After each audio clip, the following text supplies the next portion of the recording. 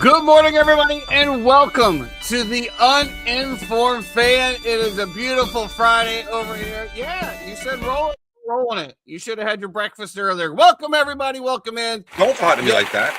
I'm talking to you right like that. Don't talk to me like that. After the shit Right you pulled like yesterday, don't talk to me like that. No shit was pulled yesterday, ladies and gentlemen. We can be assured of that. Jeffrey has his own implosions that he is going to like to talk about today. It was a good day for the boys. Had a little golf, little cervezas, good times. Jeff has the plain white T-shirt on today from Lululemon, apparently. But you know when Jeff's in the plain white tee, that has been a very interesting night and morning. Jeff, how are we doing today? I'm here. You know, that's good. That's good. I'm here. I'm happy for my Miami Hurricane fans who are my friends, and that's about it. Well, yeah. I still am gonna say that it's your fault for what happened yesterday. Well, why don't you just go and get this off your chest here, and we'll let the thousands watching decide. So I've never in my life. Are you reading a script or something? No, is there? I was doing something. You're welcome. By the way, don't can you just let me live my fucking life? I'm trying to, but you're making it very difficult. Something that I've done to you personally that makes you're about to make some serious accusations. Go ahead. It's not an accusation. It is actually literally facts about what happened. Which is we played golf. I was playing great. I was 4 over through 12 holes. All right. All I got to do is just, not implode. Shoot 3 over in the last 6 holes. And we're okay. Still a daunting task, but. And you decide that I step up to the tee on a short par 4, and the first thing out of your mouth is you'd be really unfortunate if you bladed it into the water on the right and ruined your entire That is round. not what I said at all. What did you say then? First of all, you were in the golf cart. You said, I've never broken 70 in my life. And what did I say to you then and there? And you said, and it's not going to happen today. I said, so why are you speaking it out there? Why are you putting the No, extra pressure no, on no, you? no, no, no, no, no, no, no. And- That's not what you and- said. You hate it and- so hard. You go, well, it ain't gonna happen today. It's never happened before. It definitely ain't happening today. Well, That's there you exactly go. what you said. You put the pressure on. And yes, you did walk up to a drivable par 4 for most. That I've driven with 15 with the 20 driver. times in my life. And when we're looking at playing golf and we're looking at pars, birdies, we're trying to avoid the big holes here, Jeffrey. We're trying to avoid the doubles, the triples, because that is how you don't break 80. So, yes, I said, are you sure you want to hit that driver in the drink to blow up your chance at breaking 80? But you didn't have to say that. You could have just said, hey, you think maybe play it safe this hole or what? No, you had to say instead, you had to say, hey, like, let's just go ahead and just ruin our round today, huh? Do you think Tiger Woods' caddy ever told him, hey, you probably shouldn't hit that? Yes. Yeah. That's what a good caddy and a good person does. Jeff, this is not your shot. There's no reason caddy. For you. There is no reason for you to try to hit the green on a par 4. You don't need it. Just put one out there. Or eliminate the hazards. Eliminate the hazards. Eliminate the big holes. Personal record at all. You wanted to hate on me, and that's okay. That's not true at all. Because you were getting your ass kicked. When how'd that turn out? And then you pull your little shit. And how did that turn out, Jeff? How did the ass kicking turn out? I just think for those of you who have seen the video, the TJs of the world, the Buff, the Scott Lagermatas, and all of the ones that have been blessed to be, touch my life in some fashion or form. We what we had here was we had an absolute replication of 18 at Bay Hill when one of our other friends was talking some smack. And I guaranteed a birdie on the 18th hole and delivered. Now, I did not guarantee a birdie on the 18th hole of this one. However, I did have a putt for birdie, and as we were both exiting the cart, I said, so this is for all the marbles, huh? I make this, I win. Just like hell.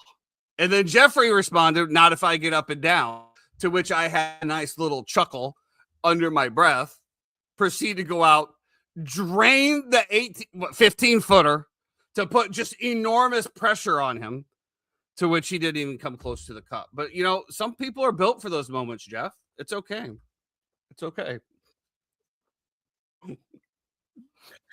I choke on that fucking water. Sincerely. Did you hit 2 or 3? You hit 3 balls in the water on that hole. I hit 2 in the water.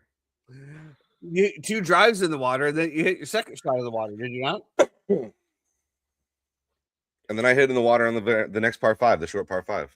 Okay, man. I had 170 on my second Accusations that I did not want to see you succeed is absolutely crazy. Absolutely crazy.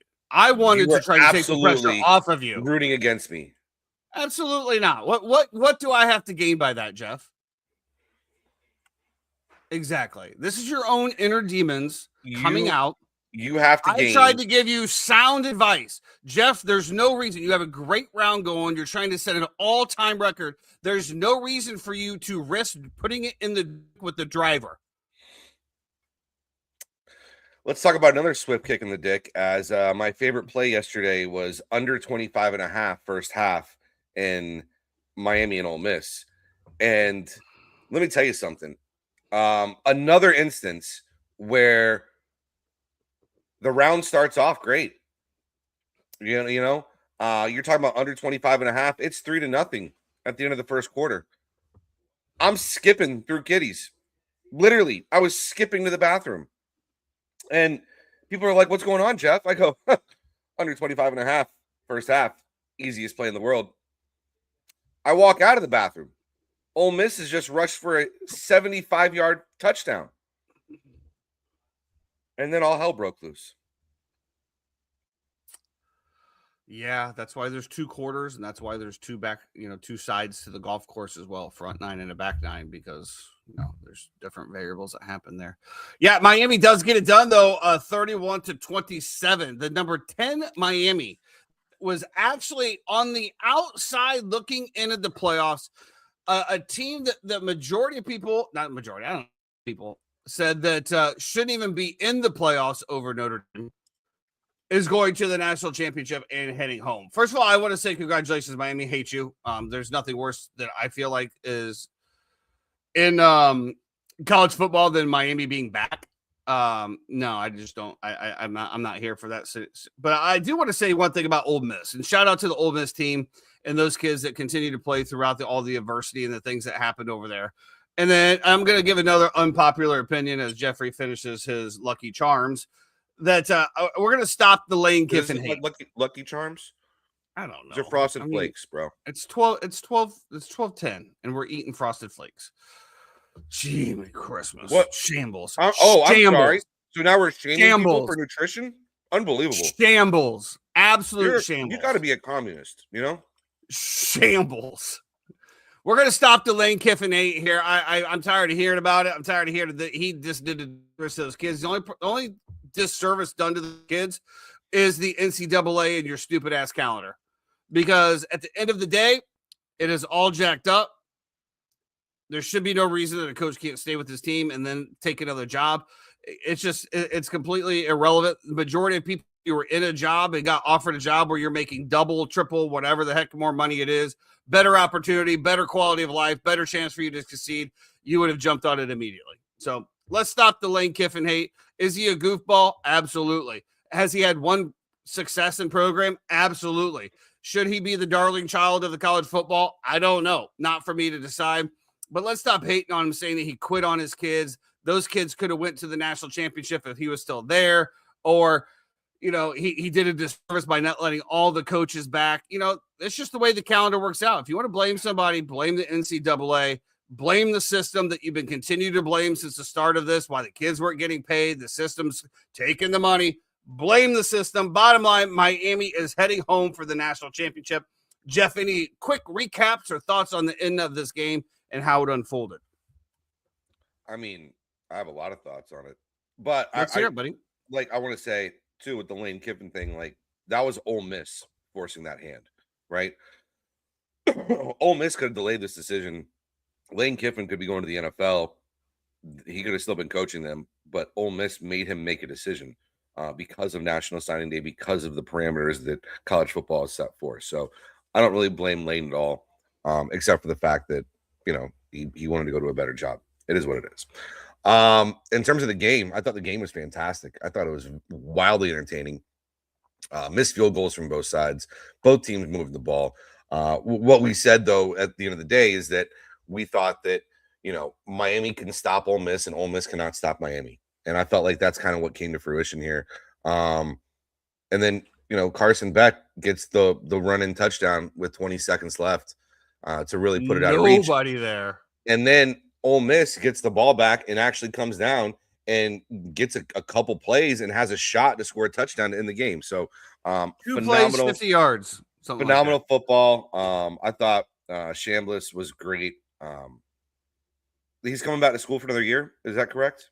He's waiting on an eligibility variance, whatever you want to Which call is it. wild that we're doing this eligibility thing when you have guys who have literally played in the NBA who are going back and playing in college now. Now, before we get on, I don't want to get too, but I did see something about Ben Simmons heading back. Is that real? Or is that a troll? Okay. No, I don't think so. But like there are guys who, like, there's a Baylor has a kid who I think literally played for the Bulls for like 7 games in the NBA and was bouncing back and forth between the G League on a 10-day contracts or whatever, and is now going back to college and playing for Baylor. So, and I think University of Florida was on that guy as well. Yeah, you can miss me with the whole G League shit, bro. It's like stupid. Dude, we got some serious issues in college sports, man. In sports in general now. I mean, like you said, but on the same token, they're sitting there in the G League playing for what, $10,000 a month, maybe, if that.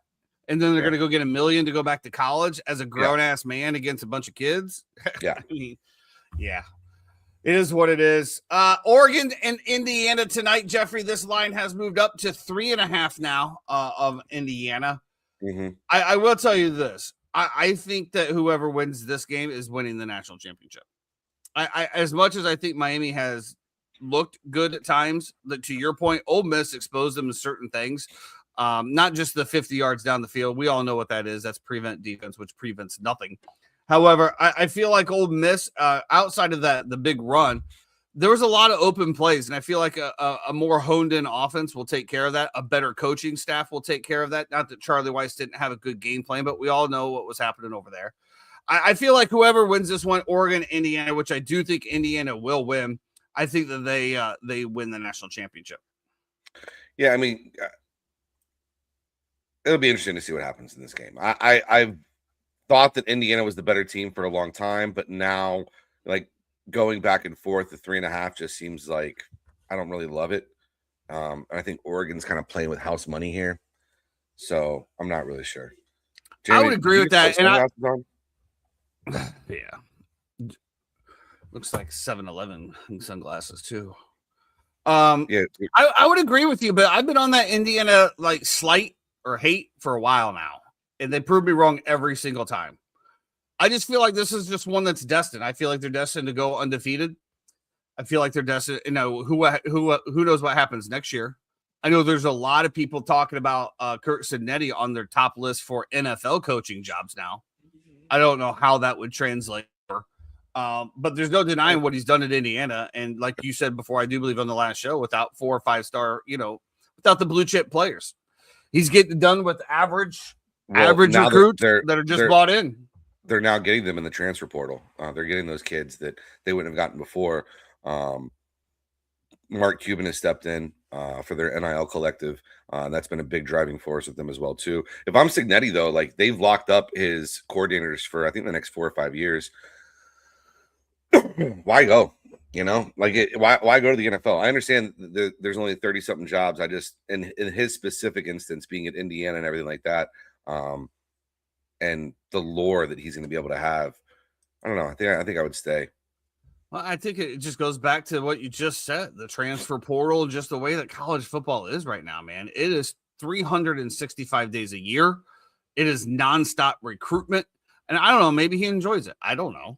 But to me, like, nah, dude, like, it just depends on exactly, what you're looking for out of life. At least in the NFL, you have a general manager that you work with that once you solidify your team, you've solidified your team. It's not, I just cannot stand this 1-year contract bullshit where I have to go in and try to rebuild my team every year. Ugh. Yeah. Yeah, no, I think it's going to be a great game tonight. I think it would set up really cool too, the Oregon and Miami narrative as well. With Cristobal leaving Oregon and Dan Lanning taking over, and obviously Oregon going to play, in Miami. The pressure Miami's going to have to face. Miami lost some guys last night as well too. They had some injuries on that D line in the secondary. Will those guys be able to recover and be back in time? I don't know. And so, yeah, I mean, that'd be rough. I don't know what it would be like to lose a championship in my home stadium as a Bucs fan. So I don't know. It'd be very interesting. I like how you slid that in there.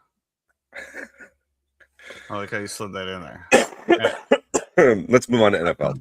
The 3 times on the struggle bus over there. Holy moly. Is. Put the sunglasses back on, Jay. He's over there like moving and wiggling in areas. My man is asleep. I mean, which is crazy, right? Like we were both together, It was tit for tat the entire night. Thought that was going to go a different way. What's up, Buff? Welcome in, bud. What did you think it was going to go? I don't know, dude. I don't know. I was leaving. Jack should rebrand to the Cheetahs. Interesting take from FNB Prime. Can we get the punchline, please? I'm sure it's coming on. There's got to be a punchline. Well, let's get into it. NFL playoffs are here. It is that time of the year. Bears Packers round 3. Title though, Jay. By the way. Who's your daddy's? I did see that. Yeah, that was pretty good. Bears Packers are here. First of all, just a few things off the top. I'm so sick of hearing about Caleb Williams and the 4,000-yard passing. Bears fans could give 2 shits, dude. Like, we have the number 1 run game. We don't care. We just want to win games. I don't know why everybody is so hung up on this. Did he get 4,000 yards? Nah, it was like 130 short. He only threw for 130 yards last week? No, he needed like 270 to break the record. Correct. He He ended only up like threw for 100. What did he throw Yeah. for? I don't know. It was obviously less than what he needed. How do you not know? I don't care. That's the whole point, Jeff. You do They care. That's lost why the that's the first football thing that you game. brought up, though. The first thing you No, brought because up I'm is that tired the of 4,000 hearing yards. about it. I'm tired of hearing about it. Tired of hearing about it. He threw for You're tired of hearing 212 about it, but yards. it's the first thing you brought up. Because I'm tired of hearing about it. He threw for 212 yards. Wow, so he was only 58 yards short, huh? Yeah. But again, that hurts. we don't care. We don't care. Let me just preface this, guys. Here we go. Yeah, Chad. This is what I'm getting at. A lot of money has definitely come in on Green Bay. I didn't like the matchup to begin with. And here's exactly why I feel like that this game is going to be such a nut shot for the Chicago Bears. Going into the season, do we expect to win the NFC North? Absolutely not. Did we win the NFC North? Absolutely. Did we expect to have 11 wins this year? Absolutely not. Do we have 11 wins? Absolutely. Did we expect to make the playoffs? Absolutely not. Are we in the playoffs? Absolutely. Did we expect to win a first-round playoff game? No, we did not. But who are we playing? We're playing the Green Bay Packers. Your daddy. Stop. I'm gonna buy you a Saints t-shirt. Fuck it. 8-10 record, whatever the hell it is. Here's the problem. It doesn't change the fact that Green Bay has held over you for the entirety of your existence. It hasn't been the entirety of my existence, Jeff. Okay. So just of your human existence. Stay in your lane. Keep trying to yourself, break 80 your and own shut existence. your pie hole. Your own existence. Kind of like 80 and the golf courses for you. 79. 6-7. Unattainable. Anyway, let's get back to it. Let's get back to brass tacks here. If the Chicago Bears lose to the Green Bay Packers, I'm a Bucs fan, bro. The entire season is a loss. The entire season's a loss if you lose? Absolutely. Let me tell you this. Let me tell you this. Jeremy, you can attest with this with just a head nod. During our bad years. Oh, congrats on the win. We have one game towards the end of the season that if we are having a terrible year and we beat the Green Bay Packers, we were okay with it. It was okay. We beat the Green It's a loser mentality. Jeff, so is you on the golf course. Let's move on. How, if the Green Bay Packers knock us out of the playoffs that we weren't supposed to be there, it is a failed season. There's no if, ands, or buts about it. There's no if, ands, or buts about it. You cannot lose to the Packers. If it was anybody else, any other team, if it was the Carolina Panthers, it still would have been a successful season. Right, put some respect in the NFC South. Cannot poverty division. You cannot lose to the Green Bay Packers, and I have a feeling that it's coming anyway. I will tell you this: some good news and some bad news. CJ Gardner-Johnson is out for this game. Is that good news or bad news? Well, I mean, we need some depth. Kyler Gordon off the IR, questionable, but looks to be playing. That's good, but who knows how long he's in? He had one play, 2 plays, and he was out for 5 more games. And then Braxton Jones looks like he'll be back as well. I don't even know if that's good. And then on the Packers side, they have a few questionables, but nobody of significant importance. It looks like they are going to be relatively healthy. I just don't like it. I do know this. I knew the Chicago Bears fans are going to come out. I know that home field is going to be absolutely rocking. It just sucks to say, man. It just sucks to say that if they lose to the Green Bay Packers, this will feel like a loss of a season. Yeah, I completely disagree with you. But FSU do not like winning. Oh, God. He has to come over and talk to me about a poverty organization. Yeah. Do me a favor, brother. Suck my dick from the back, buddy. Do you think that the Bucs are do you think the NFC South is the worst division in football? One of them. I had this argument in a group chat the other day. That's the only reason I bring it up is because we were talking about it, and I think it's the NFC East personally. If you look at head to head, if you look at first of all, NFC South has more wins. I think NFC South has way more quality wins as well too. So everybody dogs the NFC South, but I think as a division, it's actually better than some of the other ones. AFC North as well too, as well as the NFC East. But we can look at this. So you said that you thought the NFC East. The only thing that I would battle against you with, at least the NFC has the Eagles, who is a dominant team, right? Or at least on paper. And also, we're talking about totality of division, right? And what I'll say is that if you look at it, right, okay, the Bucks lost to the Eagles, right, 28-20. Obviously, Philly didn't complete a pass the entire second half. That game was weird, penalties, turnovers, block punts, a whole bunch of stuff. Other than that, right, Falcons beat the Commanders. Panthers beat who's the other one? Cowboys, and then you had the Saints beat the New York Giants. So you have head to head, you have more wins as well too. And I think you have more quality wins as well. When you look at, the Panthers who beat the Rams, who went in and beat Green Bay in Green Bay. Tampa at the beginning of the year had a bunch of big wins against good quality football teams, the Texans included, a bunch of playoff teams. So for me, we were arguing back and forth about this. I just feel like the NFC South is not as bad as people want to make it out to be. But I don't think it's, I don't think I'll take the crown of the NFC least, as we called that for so many years. For sure. I will say the Commanders are kind of a one-off. Jaden Daniels was pretty much out the entire year. We're talking about this year. I'm not talking about like in totality of like the history of football. Right. Like, I mean, but there was also a stretch there with the Dallas Cowboys. Nobody wanted to play them, but there was also a stretch with, the beginning of the year, nobody wanted to play the Bucks. So I think get the Cowboys are going to be interesting next year. Personally, I think if like, because what they did up front to like, kind of solidify that front line right there.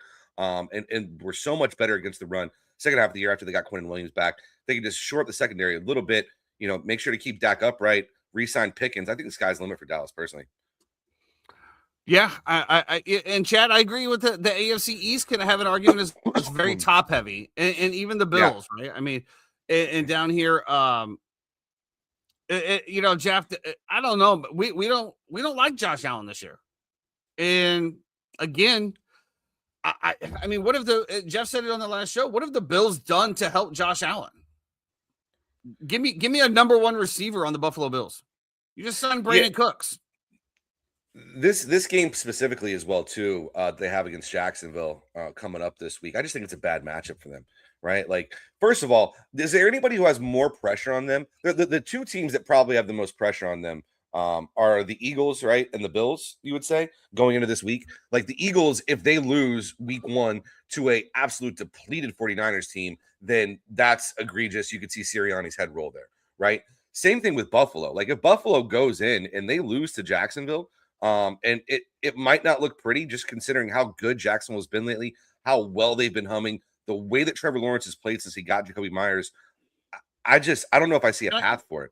Can I present a conundrum for you here for the Jacksonville Jaguars? If the Jacksonville Jaguars were called the San Francisco 49ers, they'd be the favorite to win the Super Bowl right now. Absolutely. And I think that is a role that the Jacksonville Jaguars are embracing wholeheartedly. I fully expect the Jacksonville Jaguars to dismantle the Buffalo Bills, not beat them, dismantle them. Yeah, I think they might beat the shit out of them. They might run the ball down their throat all over them. Then Buffalo secondary starts creeping up. Now Trevor Lawrence opens it up. Now you got Brian Thomas Jr. You have Strange. You have Parker Washington. You have Jacoby Myers, who we mentioned before. It might get ugly. It might, for sure. And I hope it does. And it's not necessarily the fact that I think that, I'm against Josh Allen. I think Josh Allen's probably the best quarterback in the league at this moment. And yes, I would take him over Mahomes at this moment. I know how crazy that sounds, but it is what it is. It is at the moment. And I think Josh Allen is just dropping dimes and doing things that we've seen in the past from other quarterbacks. And I think he's the best. But the Buffalo Bills have done him an absolute disservice in his prime. Now, I don't know if it's contractual obligations. I don't know if it's salary cap. But the defense has been absolutely garbage against the run. The passing game has been okay, but garbage against the run. And again, I ask this again, who is his number one receiver? Who is he throwing the ball to? Well, yeah, and I was going to mention this with Jacksonville is that if you look at what they did since Trent Baalke left, right? I think they've been really good in terms of like personnel moves that they did. Obviously, hiring Liam Cohen was great as well too. But if you look at it, right, going and getting Joey Myers, trading for Newsome from Cleveland, which was a huge pickup as well too, which has really solidified the defense. They've built through the line, they've built through the draft. I just think they've done a great job, and I thought their in-season moves were really shrewd.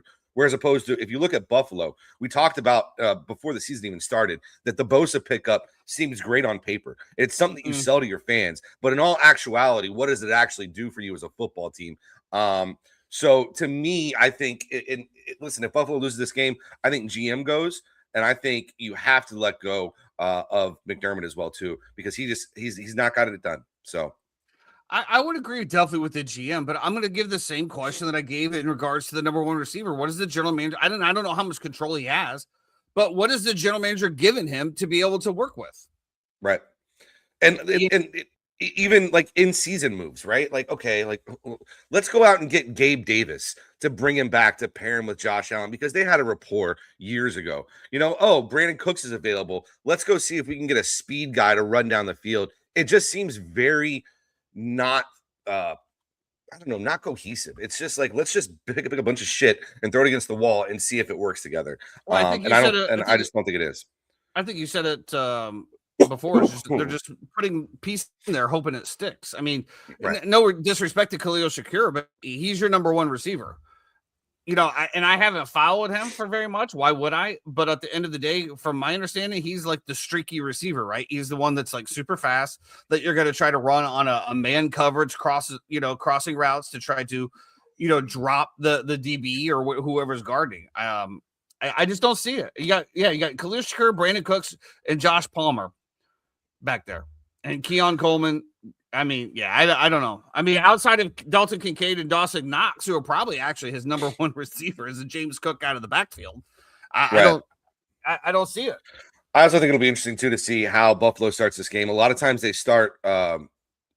They've started kind of slow. Very bad. Very bad. That was the bet cheat strategy. Wait for him to get down by 2 touchdowns. Right. Exactly. And so, like, where does this first half kind of play out?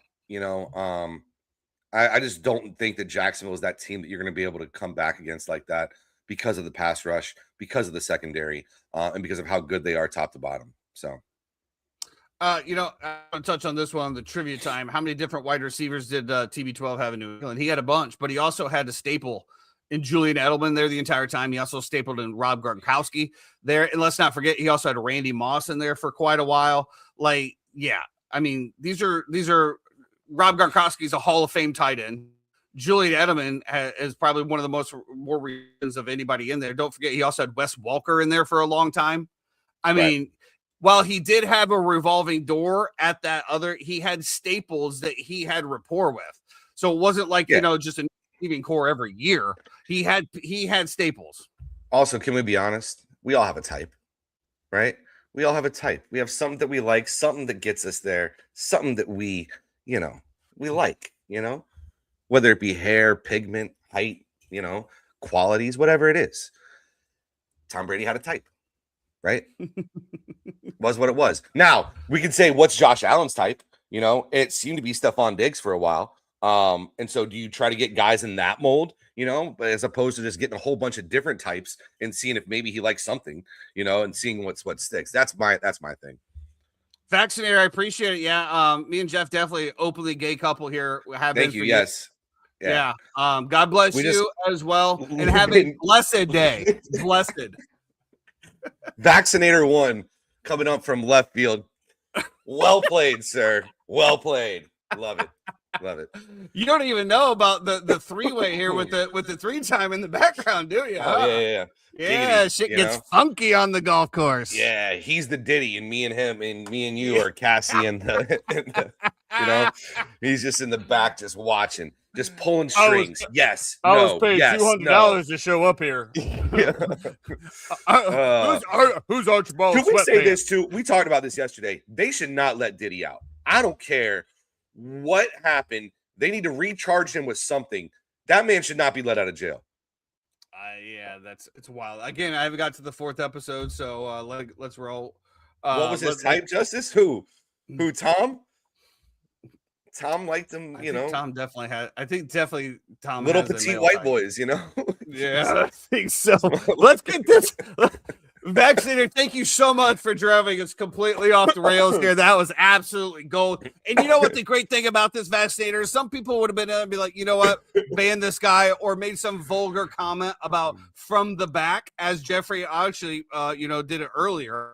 Maybe that's where this comment came from. But here at the Uninformed Fan, we are a man of the people, and we embrace everyone. So thank you for the comment. Thank you very much. Let's get back into it, Jeff. Rams Panthers. The line has moved to 10.5. We have been all over the Panthers the entire time.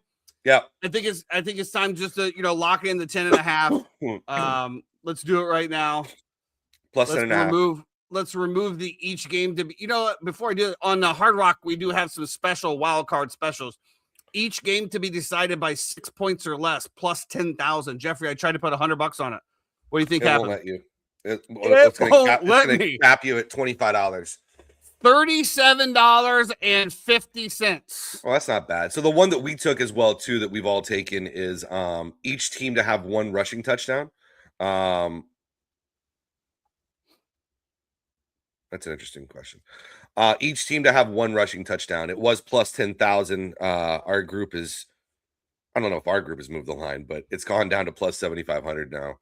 But you I would can still obviously say that anytime that we talk about lines on the show, I do notice the lines move immediately afterwards. So apparently we do have this. Yeah. Thunderstorms and 40-mile-an-hour winds. Wow. Probably not. I mean, let's be honest. The Chicago coaching tree is just, I don't know. But Josh Allen wasn't good when he first came in the league either, my friend. He'd probably, this is what would have been happened. He'd probably be on another team right now being good after he got out of Chicago. So, yeah. He would be relevant just with a different team. That's how the Chicago Bears work. Unfortunately for Caleb Williams, we got Matt Eberflus fired, who also got fired in Dallas, by the way. What a fall from grace that guy has had. Holy moly. On the Indianapolis Colts, absolutely thriving with just one of the best, as Jeffrey said, one of the best defensively constructed rosters that there is. Gets a head coaching gig, has some a little bit of success, then falls flat on his face, goes back, gets a defensive coordinator, and now he's just out. Wow. What a fall from grace. Jeffrey, 10.5 is definitely the play here. We're going to lock that in for 1 unit right now. Let me ask you this question. Do we sprinkle a little on the money line? I don't mind it. What's the price on the money line right now? Plus 425. I mean, let's think about it, right? Have we seen these teams play before? Yeah. We have. Have we seen these teams play in Carolina before? Yeah. What happened? The Panthers won. That's why it seems to me like it could be Rams by 40 this time. I don't think so. Like Chad said, weather is going to play a major factor here. You're going to have winds. You're going to have rain. It's going to be tough to catch the football. Luckily for Carolina, they're a running team. I mean, the Rams are as well too. So I think a lot of ground and pound here. I don't see a high-scoring game. And if it's not going to be a high-scoring game, and you don't think one team's going to run away with it, then yeah, give me the 10.5 all day. Also, you never know what's going to happen with weather. With the, listen, we're using a weirdly shaped ball that bounces weird ways sometimes that you can't predict, and there's luck. So there's luck that's going to be a factor here as well too. Obviously first home playoff game for Carolina in quite a few years. I guarantee you, even though it's raining, that place is going to be rocking. So I like Carolina in this spot. Another game that's starting to catch our attention, we talked a little bit about it last week, is the Eagles 49ers, and that line has moved to 5.5. When we were looking at 3.5, we both like the Eagles if we could somehow get it to 3. It has definitely gone the other way, and the money has poured in at 5.5. If you're laughing about get out of here, Jeff.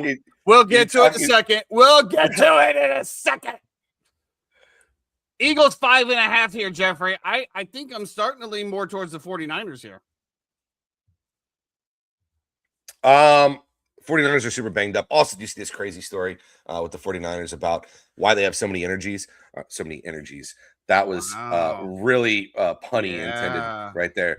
The reason they have so many injuries is because they're next to a power plant. And supposedly the electricity somehow there's this story that was put out by this doctor saying that basically because they practice next to this thing, that it actually affects ligaments and joints and different stuff like that. So And the interesting. stadium's next to it as well. They're really banged up. Trent Williams might not play. They're down to like their 4th-string linebacker. Tatum Bethune's out for the year after filling in for Fred Warner. I'm going to say this. They're so banged up on offense. I think Shanahan will still be able to move the ball against this Eagles secondary. I've said all year, I think that's the one spot that you can really attack Philly is in the secondary. I think they will try to. They have enough weapons with Kittle, with McCaffrey, with Jennings, with all these guys that I think they're going to be able to move the ball. And I think 44.5 is a little bit too low. I'm going to be taking the over here. 44.5 it is. I think I'm just going to stick away from this game. I think we'll see what kind of mood I'm in anyway. It'll obviously depend on how the Bills-Jags game goes. I mean, let's be honest. Yeah, I don't love either side here. And so, like, if I'm going to force a play in, I'll force a play in and take the over. That's fun. You know? I like it. I like it. Moving on. Chargers, Patriots. Jeff, I just locked in my Chargers plus 3.5. Good. Give me the Chargers outright. Money line plus 3.5. There's a bunch of stats that kind of back this up as well, too, that, you know, teams that hadn't made the playoffs the year before coming in typically don't perform very well in their very first game. So there's a lot of things that go on here. I think the pressure is going to be pretty. What? Chad, I need to have a little bit of faith here until that, okay? Okay, I just need you to have a little bit of faith. In what? Well, he's saying that we can fade the Eagles next week as -3 home faves. Yeah, he said the Eagles are going to blow out, or not blow out, but he said they'll cover the 3.5 or whatever, 5.5, whatever it is. Well, if they have a home game, Jeffrey, what does that mean? Exactly. Can I keep the faith for one more day, please? I don't need stats. I don't need realistic things. I just need to keep the faith for one more day, and then we can move on. All right? Thanks, everybody. Thank you for your attention to this matter. Hold on, boy. Pro to plays. We talked about this. We think Jags and possibly Jags by a million. Go ahead. Hold on, boy. I don't know where you came from, but I love you. The fact that you're trashing Sexy Rexy Grossman right now on this podcast is phenomenal. And I want you to continue to do it. You're obviously a Bears fan or a Chicago whatever, which is great. Awesome. I do think Ben Johnson should be considered for Coach of the Year. 100% agree with you with that as well, too. Well, Kyle, I would also go ahead. First of all, we'll never know. Okay. I would like to speculate. How about this? Haddon boy? See, like he said, you are a Bears fan. I have Desmond Clark as my neighbor, who was the tight end for that Bears team that went to the Super Bowl. Okay, we should get him on the pod. That played with Sexy Rexy. I will ask him for you this week, and I will get back to you. Okay. As far as this goes. Because I think that there's obviously other coaches that we need to talk about. First of all, Liam Cohen. I mean, what a turnaround in Jacksonville that has been. And honestly, Shanahan, I'll give him that. The 49ers as well. Look at this guy, man. He's still, look at the record and look at has he even had a full team since week 1? Or did he even have a full team week 1? The amount of injuries that they have overcome and still be into this playoffs with that record, I think that you can't overlook that as well. Ever since Ricky Pearsall got Thug Life tatted on his stomach. He did not. Oh. You got to get off those websites, bro. They pop up all the time. Well, that's because if you click on other websites. You have to just stop. That and CMOS gummies telling me that I can get a bigger dick. It's wild. Plus 160 on I got Hard Rock has it at 165 actually on this. And I think honestly, this Sunday night game, I think that you could probably wait a little bit longer. A lot of money is going to come in on the Patriots late, and you're probably going to be able to get a better money line on. So I'm going to go ahead and 1 unit Chargers plus 3.5, and then I'm looking for a little sprinkle on the money line as it gets closer to about 175, 180. Yeah, I don't mind that. It's weird. Yeah. No, definitely Chargers. Love it.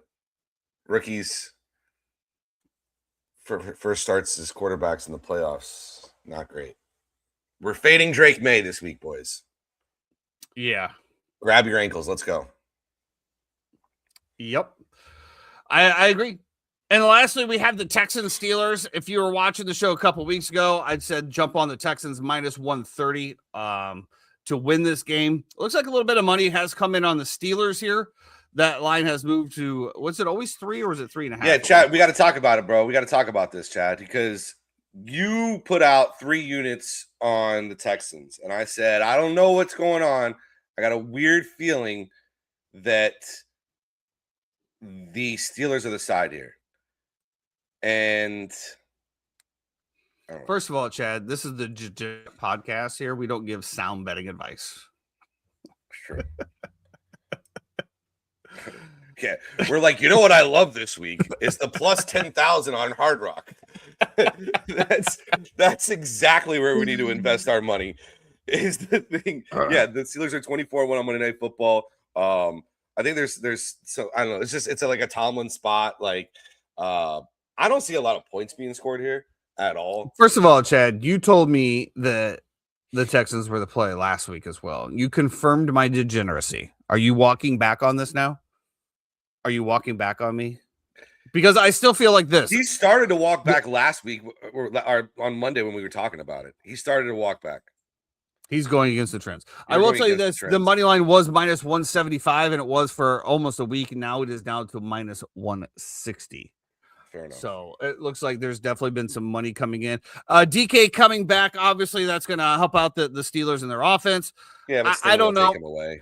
So yeah, I don't know. I just feel like that Texans front line is going to wreak havoc on Aaron Rodgers. They are going to eat him up. All they got to do is guard against the short passes. You know, Washington being out with the broken arm. You know, you no longer have your Mack truck out there catching footballs and running people over. Yeah. I see it, Jeff. You're going to park that big Mack truck right in the little garage? Here's the thing that I find absolutely hilarious about my friend Jeffrey here. My good friend Jeffrey, by the way. If you missed the morning of the show, you know, he was talking about how I wanted nothing less than to see him not break 80. And literally every time that somebody comes in here and makes a comment about the Bears being bad or the Rex Grossmans or this, he is just piling on and saying great comments. Great. You just don't want to see success and happiness with your friends. I'm the other way. I'm the caddy out here trying to read you the line of the putt to give you the keys to the kingdom. And you are just negative. Dude, we're sitting there yesterday and I'm hyping up all the Miami fans during the game. And I'm all over on the side live betting Ole Miss. Get him to move the lines. I'm with Chad. I don't know if you are as well, but I'm still in on Texans.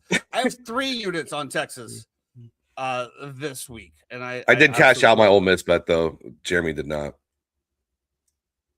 It's unfortunate. It was also unfortunate last Sunday when I had the Bears minus 2.5, and then I also took the Cincinnati Bengals live, and I could have cashed them both out for a small profit, but I said I ain't no bitch, and proceeded to lose all of them. DeAndre Swift, 100 yards and 2 rushing touchdowns. What does that pay? I don't know. That is a good point, Adam. You know, that has got to be the Bears' game plan. Because the bend don't break defense absolutely is atrocious. They're giving up 7 to 9 minute drives. That is not a key to success in this game. You have to keep the ball away from them. So if you are going to do that, you definitely need to ball down their throats. The 2-headed monster of Monangai and Swift. Let the O-line do what they did against the Philadelphia Eagles. You cannot tell me that the Green Bay Packers defensive line is better than the Philadelphia Eagles, who they absolutely manhandled. Stick to the game. Don't get cute. We don't need all of this other stuff. Rome Odunze is back. I will say that. Shout out to Rome Odunze. And, you know, just real quick before I move on, Jeffrey, I have a little tidbit. You know, we talked about Colston Loveland versus Tyler Warren. At the beginning of the season and even halfway through the season, you would have said, hey, Tyler Warren was the clear-cut tight end number 1. They should have taken him. blah, blah, blah, blah. Now, obviously, with Danny Dimes going down, the numbers can't really stack up 100% in my opinion. But Colson Loveland overtook him in yards and touchdowns by the end of the year. And this was one of the ones that we talked about. We thought that, Colson Loveland was going to be involved, but it was going to be later in the season, and there it is. Yeah, I agree, man. I think Monangai, they need to just run the ball, man. I just don't understand it. Sometimes they get just way too cute in their bag. I don't care if I run the first 9 plays, all runs, and then watch what happens to that play action. Just run it. So DeAndre Swift has scored 2 touchdowns and over 100 yards is plus 1536 on Hard Rock Bet. That's just as a heads up. I like it. I like it, Jeff. Yes, we are absolutely allowed to change our takes, which you should on the Texans. I never said Bears are bad. I didn't say you said the Bears were bad. Yeah, Chad, calm down. Calm down. Nobody's shitting on you over here. I just need to go into Saturday feeling I have a chance, even though in the back of my mind, I know that I have a chance, but I just can't lose. We can't lose to the Packers, man. Not like this. Not like this. Anybody else? Perfectly fine with the loss. Perfectly fine. I agree, Haddock. I mean, it should be, but that defense is Swiss cheese. We'll see what Kyler Gordon brings back. CJ Gardner-Johnson's out. What's your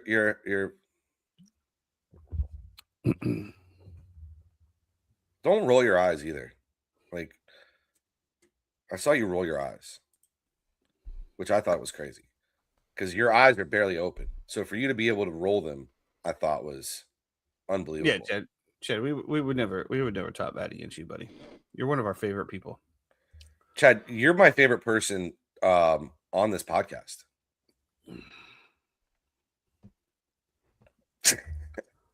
This is why you'll never break out 80 and you will be in golf poverty for the rest of your life.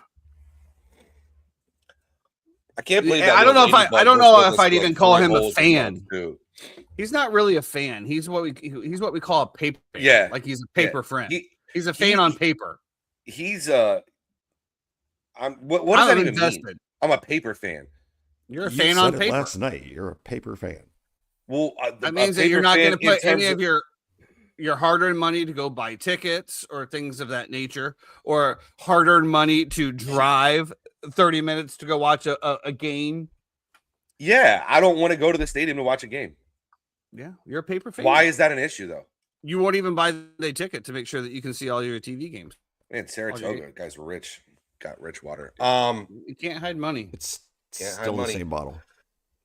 You just keep refilling. It with tap water. So wild, dude. Like this guy just turns the faucet on and fills up the Saratoga bottle. Like, just buy a water bottle. You know, gotta keep up images, bro. Gotta keep up the image. I got a little water purifier in the fridge. Like Jeff said yesterday, money ain't real. Yeah, money's fake, bro. No, it's fake. Money ain't real. Yeah, they'll always let you borrow more of it forever. Yeah, it just depends on the terms of what you want to borrow it at. Says the guy from the federal government. Jeremy, any errors, omissions? How are you feeling about this game Saturday night, Jeffrey? Let's end it with a little Bears talk here, and then we're going to call it a day and get into the business. Not going to lie, I'm terrified of the game. Plain and simple, it's the third game we're playing in the same season.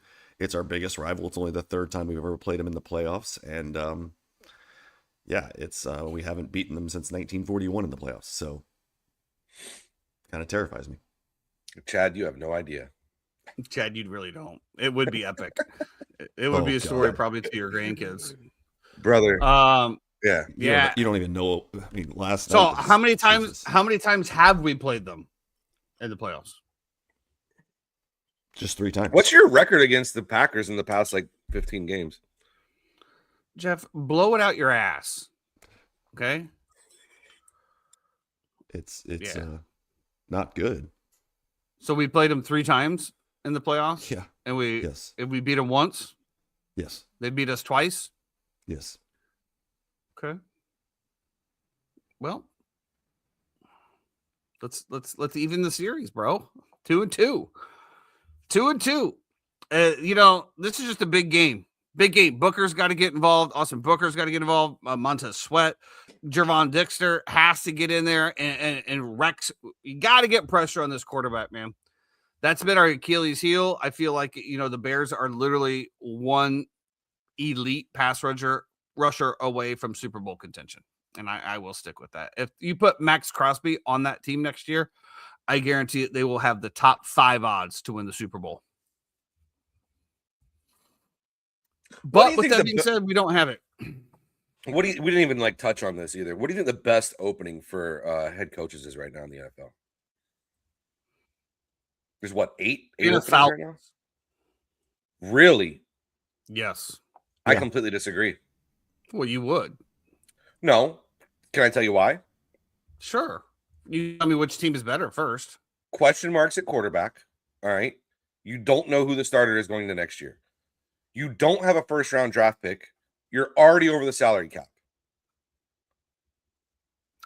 Like as you already said, salary caps are a figment of our imagination. They will click some buttons and they will get around it.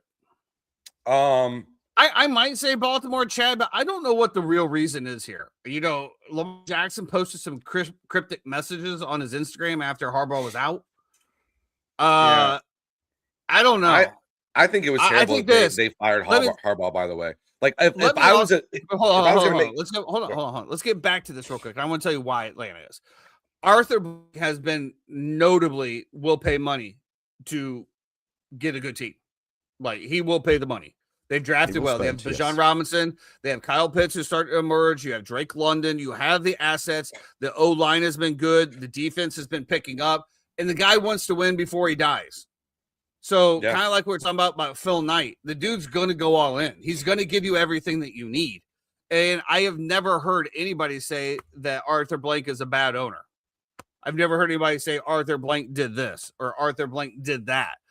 I just feel like Atlanta is poised. I feel like, to me, Raheem Morris shouldn't have been fired either. How do you get fired when you win your last 4 games, especially with the debacle that they had with Michael Penix Jr.?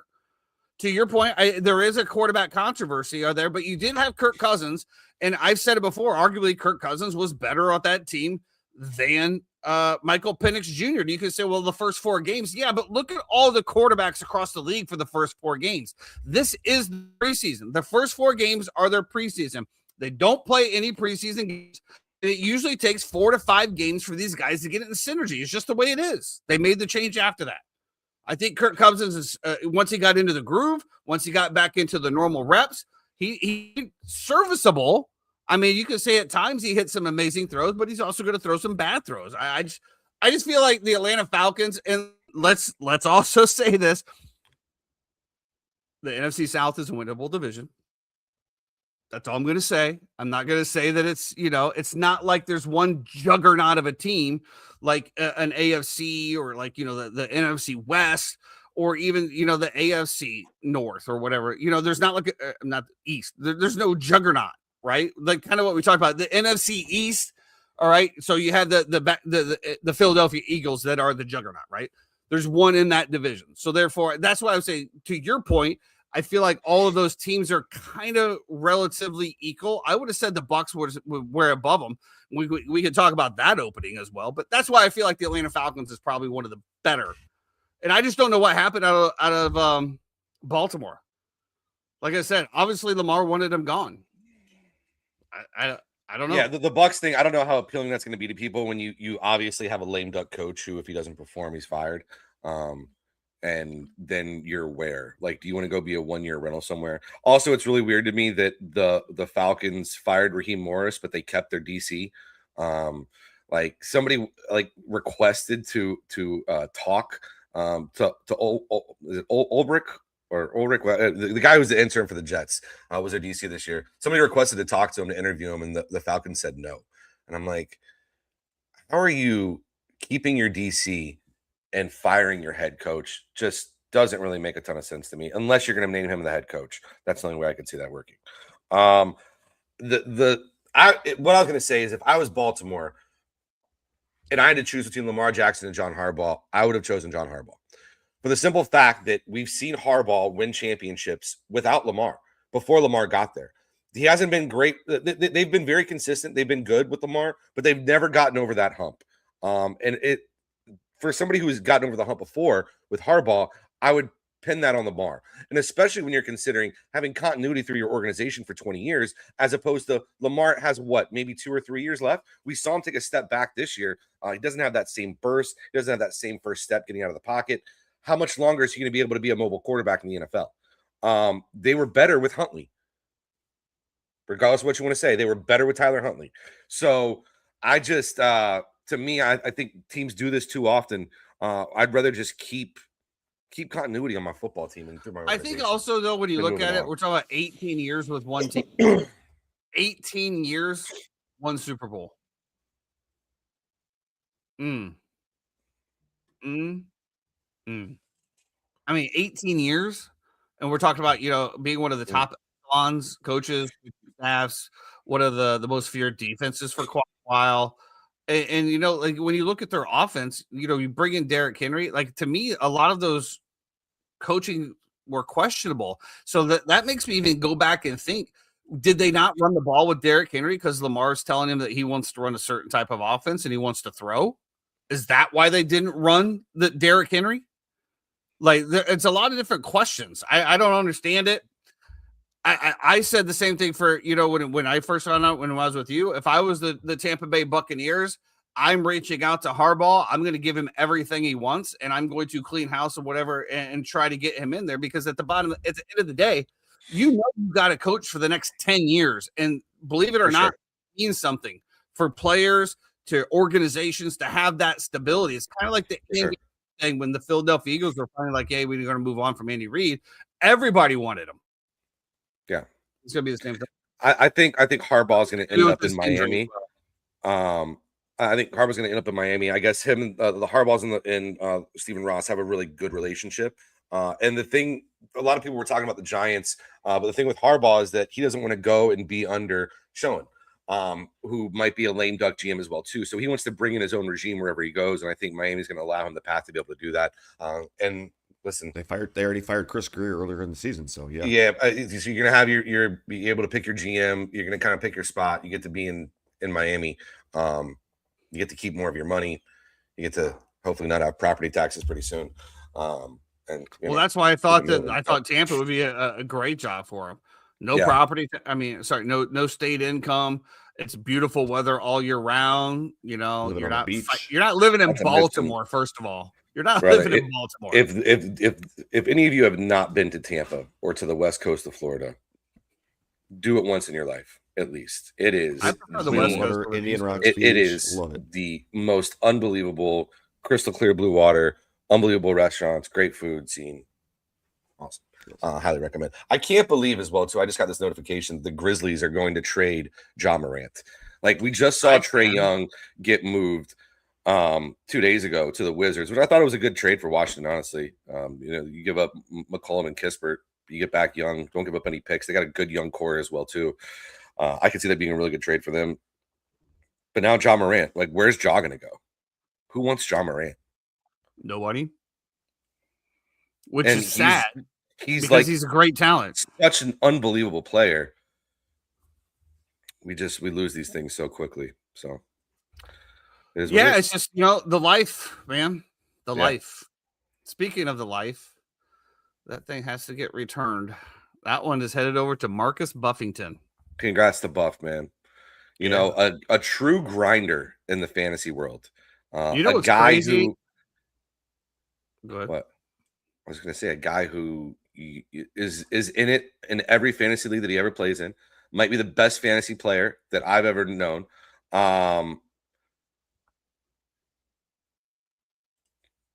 You're a good man, Chad. Finish the thought before the comment. Well, the Jameis Winston thing, just he knows how to tickle my strings, brother. He knows how to hit your boy right in his fields. Jeffrey, where did you say you wanted Jameis to go last night? Where did I say I wanted Jameis to go last night? Anywhere. I mean, wherever. Who cares? Any team that'll give him a chance, he should go to. yeah, I just shout out to Buff, man. Shout out to Buff. Like true fantasy guy. It takes it care of is his wild cats, though. takes care of It his is wild cats, though is on the because waiver wire all the time. You can never sleep on the guy. He's just a true grinder in every sense.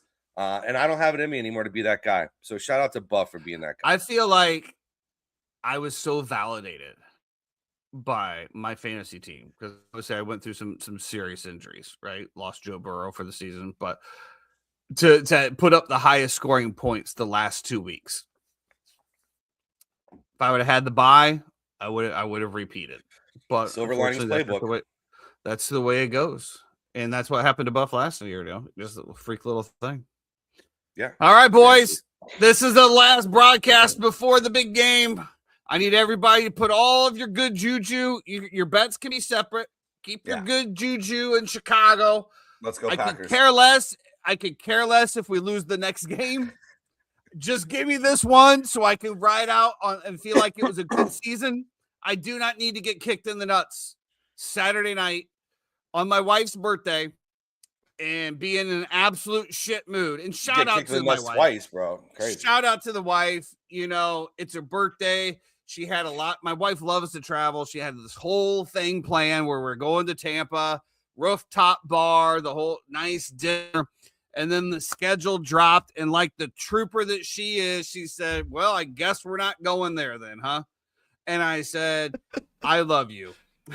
You can go wherever you want you can go wherever you want for our anniversary. How about that? So are you going to go? Are you going to watch the Patriots game with her? We'll probably be at the house. Yeah. I get a little worked up, not necessarily for her, but you know how I am. I shouldn't be in public during Bears games. She offered, I guess there's a big Bears bar in St. Pete. Big Bears bar. She's like, well, we can go down there and watch the game. I go, it's bad enough for me being out in public, but if I'm with a bunch of people I don't even know, I think I'll just stay at home and, have my self-medication and hopefully not have a coronary. I appreciate all the love and support that you've been giving the Bears this year, Jeffrey. I've just tried to be the voice of reason, and I've always been here to raise you up, It's definitely your second team now, as the Bucks were once my second team. There's still you've denounced the Bucks though pretty aggressively. Once they released Kyle Trask. And charge $5 for a cheese cup for a pretzel. Yeah. That's going to do it for us today on the Uninformed Fan. If you happen to be traveling over this weekend, please, for the love of God, stay out of the lane. If your team is playing this week, good luck. May all your bets cash unless you bet against the Bears. Bear down. Be great. Bear down.